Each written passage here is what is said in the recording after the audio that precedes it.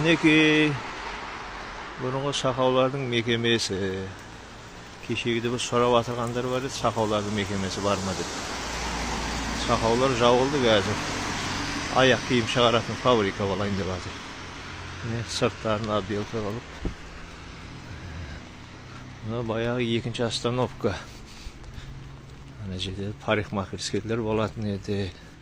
Анда Абали деген мектеп бар еді, қазір садик болып кетті ол.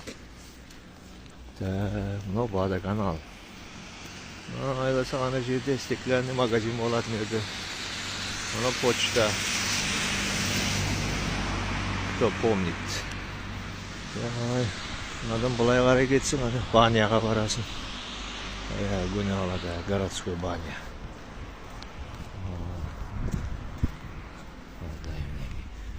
Мына жерлерде ларектер болатын еді баяғыда.